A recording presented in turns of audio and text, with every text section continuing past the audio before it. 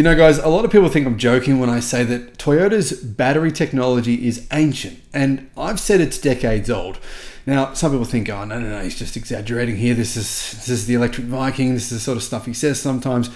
Well, maybe you should listen to this story about the original Ford Ranger electric pickup truck. It actually existed. It was a real thing. And it used basically the batteries that Toyota uses today. Now, this was 24 years ago. Hello, my friends. Welcome to the channel. Great to have you with us. I'm Sam Evans. When I saw this story, I actually received an email. I received lots of emails, so I'm sorry if I don't reply to everyone's emails, but received an email from a fan of the channel. And this was about the Ford Ranger electric pickup truck. Now, he sent me this after he saw my video about Ford's plan for their new electric truck. And it was kind of like a ironic smile to say, hey, did you know this was there? Did you know Ford actually did make a Ranger fully electric pickup truck? In fact, this vehicle was produced in 1998. It uses essentially the batteries that Toyota uses today, basically the same chemistry. And that was actually 26 years ago. Now, the Ford Ranger EV is a battery electric ute that's meant to be coming in 2027 or possibly 2026, but I mean, it's Ford. Let's just go with 2027, right? Now, apparently, this new truck is going to be revolutionary. It's going to help turn around the Ford company, motor company. It's going to be a game changer. The Ford CEO, Jim Farley, said it will be a game changer, and it could. I mean, the Ford Ranger today is a fantastic pickup truck. It dominates the market worldwide. It's considered the best mid-sized or small to mid-sized, whatever you call it, truck or ute in the world. It wins pretty much all the reviews. It's great, but it's old school. It's internal combustion. There is a new plug-in hybrid version coming, which is, you know, all right. It's got a little tiny battery. It's what, 12 kilowatt hour battery. It'll be better than just an internal combustion version, but to be honest, it's just a stopgap measure. So I was excited when Ford said this new electric pickup truck would be a game changer. I mean, obviously he's saying it's going to have probably really good new battery technology, going to have really fast charging speed. So bring it on, bring it on. That sounds fantastic. I didn't realize that actually there was a Ford Ranger EV all the way back in 1998. Now this compact, I mean, slightly compact version of the Ranger, much smaller than the Ranger you can buy today, began its production 26 years ago in 1998 and was produced for 4 years until 2002. Now, it was built on a light truck chassis used in the Ford Explorer. Most vehicles were sold with nickel metal hydride batteries. Now, that's the same batteries that Toyota use in most of their hybrids today. And a few of the vehicles actually had lead acid batteries, but most of them, I mean, the lead acid battery versions were obviously a heap of junk. And yeah, I mean, Ford didn't really want to put those out there. So the majority of these were built with nickel metal hydride batteries. Nickel metal hydride batteries actually aren't too bad, but they're about twice the weight of lithium batteries. And that's why Toyota's batteries are so incredibly heavy. Anyhow, as of 2022, there is an owner's manual and people are still driving these things around. I had no idea this was the case. However, one of the key reasons they didn't really take off is because they were so incredibly expensive. The price was $52,700 US. That's the equivalent to $100,000 US in 2023, or in 2024, including inflation, it's the equivalent to $6 million. I'm joking, of course, but inflation has gone kind of crazy. So it's probably equivalent to about $105,000 US for a pretty, not a big truck with a relatively smallish battery and, well, not a lot of range. Now, interestingly, there was some credits and things you could get, but they were still quite expensive. So the Ford Ranger EV was essentially a Ford Ranger XL 4x2, so not a 4x4 or 4x2 regular cab featuring an electric vehicle powertrain, instead of the Ranger XL's standard, I believe it's a diesel engine. The only difference between a Ranger XL and a Ranger EV was the Ranger EV had no engine, so the tachometer was that on the Ranger XL. It was replaced by an estimated range remaining gauge on the Ranger EV. The oil pressure gauge was replaced with an on-off indicator, and the voltage gauge was replaced with an economy gauge. Other than these minor differences, the Ford Ranger EV included the same standard features that the Ranger XL 4x2 came with. Cloth seats, air conditioning, an automatic transmission. I'm not sure how that would have worked though with an EV. I mean, how did the transmission go? Maybe it was all right. Anyway, 2 airbags, seating for 2 or 3 passengers, so not a dual cab, a passenger airbag on-off switch activated by the vehicle's ignition and door key, and vinyl flooring. Additional options you could get was a spare tire, there was an option, a cassette and or CD player, 2 additional speakers behind the front seats, power windows and door locks, and keyless entry were available for all Ranger EVs. So, how can you even tell that this thing, I mean, you've probably driven past one of these at some point in time. It looks like some of them are still on the road. Well, maybe. How would you even know you drove past one? The Ranger, well, the only way to tell was there was a front charging door in a grille location that is open on internal combustion engine Rangers. There was no tailpipe. There was a unique rear suspension. To be honest, there wasn't much you could tell. I mean, they were almost indistinguishable from the internal combustion version, but there would have been a few people who were quite baffled by the fact that, there was no exhaust pipe coming from someone's Ford Ranger. That would have been kind of a fun party trick. Now, there was a tiny little writing, the word electric on the side, but it was so small that, you probably wouldn't notice it. Only the slight projection of the battery tray below the frame rails is noticeable at a distance, and the vehicle height is close to that of a 4-wheel drive vehicle, despite being only rear-wheel drive due to the fact that it was built on a 4-wheel drive frame, and they used a heavier duty 4-wheel drive front torsion bar suspension because it had a fairly heavy battery. So how fast was this thing? I mean, to be honest, it was a decent speed. It's actually faster than many dual cab pickup trucks today, dual cab utes today. It could do 0 to 100 or 0 to 62 miles an hour in 10.3 seconds. That's the nickel metal hydride version. The lead acid battery was a bit slower, 11.6 seconds. Now that was at 100% state of charge. If it was at a 50% state of charge, it wasn't quite as fast. Those performance figures would decrease by 1 to 1.5 seconds depending on the battery type. So it's about 1.5 seconds slower if the battery was 50% empty. You're probably thinking to yourself at this point in time, well, what about maximum speed? Well, maximum speed wasn't very fast. It could only do 60 miles an hour. Maximum speed. Going down a hill. No, I don't know if it could or not, but it wasn't very powerful, so maximum speed was pretty damn slow. So what about range? Well, range was dependent on how fast you drove. Apparently the range was around about 82 miles. That's with the nickel metal hydride battery. With the lead acid battery, it was 65 miles. So 82 miles, I mean, that's on a good day. Maybe you got 70 miles out of it. Why was the range so bad? I mean, obviously having a vehicle with only 70 miles of range and no DC fast charging anywhere means that it didn't really make sense, to be honest. But the reason it was the range was so bad is because it only had a 26 kilowatt hour battery. I mean, technically 25.95, but yeah, a 26 kilowatt hour battery. So it was very, very small battery pack.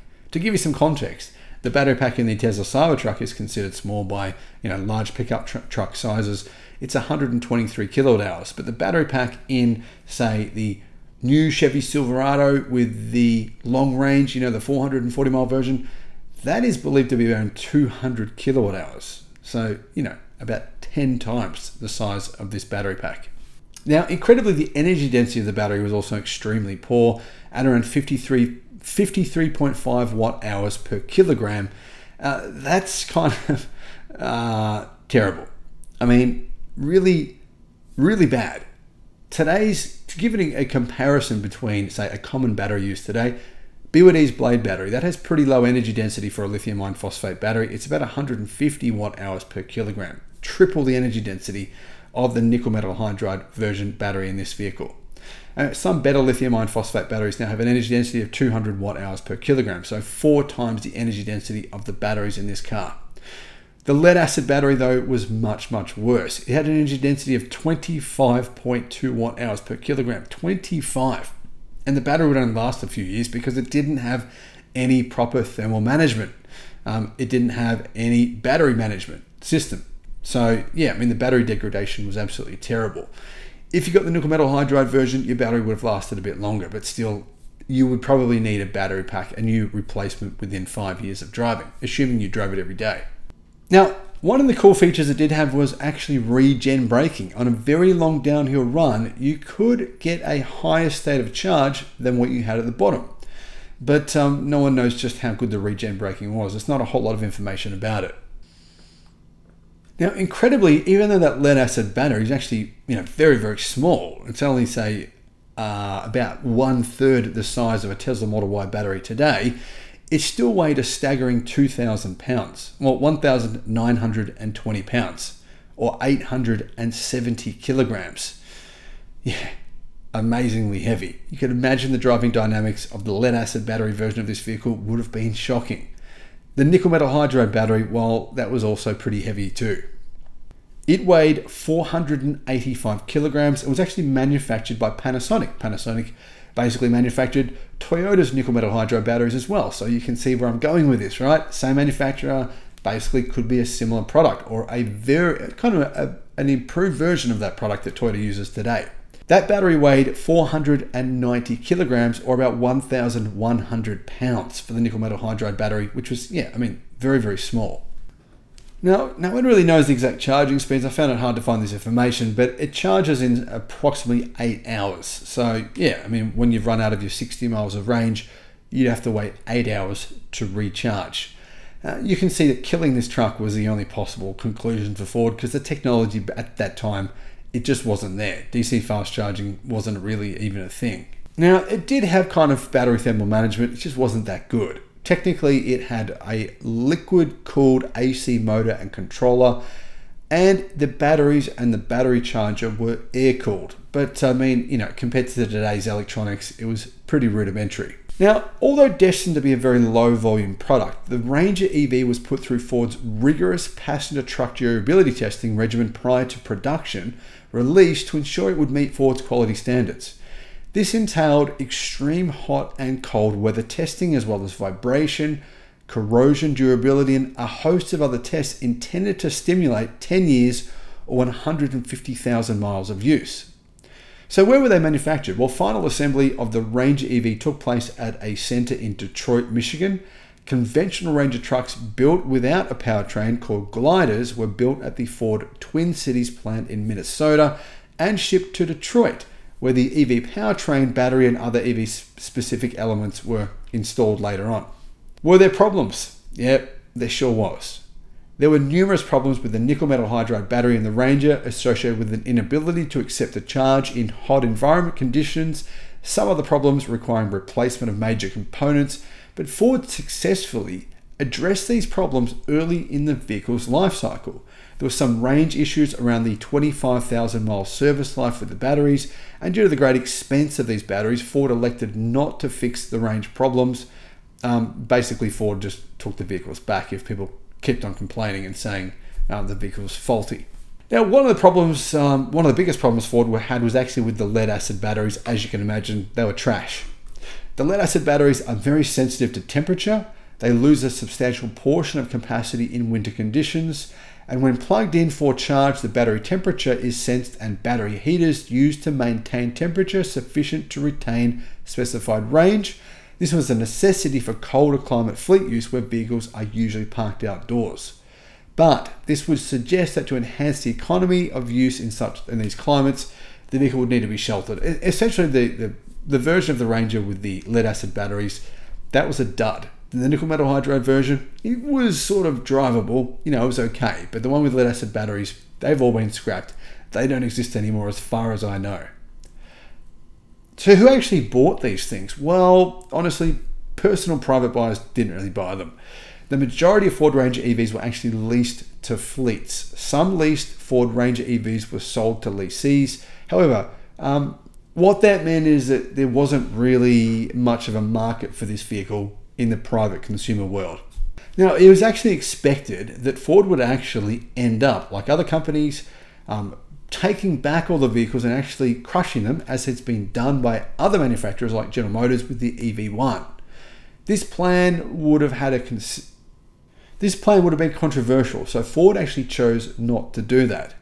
Now, while most of the 1,500 electric Ford Rangers that were produced have since been destroyed. A number of Ranger EVs have been parted out for spares, and the remaining several hundred units have actually been refurbished using selected used and new old stock batteries. In fact, some of them actually are driving around today using Tesla batteries. Now, one interesting thing has happened, right? The nickel metal hydride version of these batteries, there's actually a few of these getting around, and some former nickel metal hydride Ford Ranger drivers have expressed a lot of surprise that any vehicles are being released with nickel metal hydride today, they're referencing the fact that Toyota use these batteries today, due to the extremely high cost of replacement of cells and packs, while others have pointed out that some nickel metal hydride vehicles have run for over 125,000 miles on their original battery packs. So if you had a pack and you got lucky and it worked well, you might have actually done really well and been able to continue driving it, even though your range is not very long, and obviously that's going to be an issue for you. But some people had some major issues. It really depended on the luck of the draw. So what happened after this? What did Ford decide to do? Well, Ford announced no plans to resume production of this model. The North American market Ford Ranger was actually discontinued after the 2011 model year. However, the Ranger line continued with the new T6 generation of the Ford Ranger for Europe. But obviously, Ford realized that at that time, there wasn't EV technology that was good enough to really make a compelling electric truck. That said though, Ford actually partnered with Azure Dynamics to provide an electric vehicle version of the Ford Transit Connect cargo van for the United States market from 2010 to 2012. So there was an electric Ford van back in 2010. The Azure Transit Connect Electric has an EPA range of 56 miles or 90 kilometers, almost identical to the Ford Ranger EV. That year in 2012, Ford actually also released an electric version of the Ford Focus. Now, some Ford Ranger EVs were actually rescued in 2008 and sent to Norway, says Wikipedia, where a company named Elbil Import sells them to end users, people who are nostalgic about old Ford Rangers. I mean, I didn't know any of those were getting around, but apparently they are. So, I mean, a lot of people like to say that there's this conspiracy theories out there that, companies tried to stop electric cars from being built and no one was interested in them. But actually, some companies did make an effort to make them back, as you can see, 26 years ago. The problem at the time was just the truth that batteries weren't good enough. Energy density wasn't high enough. The technology just didn't exist. And it really took a company like Tesla to make EVs become mainstream, kind of popularize them, become a cult thing. And then it sort of, took off with huge investment from a really small company. But getting back to the concept here of the Ford Ranger electric truck, I think that actually Ford was onto a winner. It was a great idea back then. It just wasn't really the right time.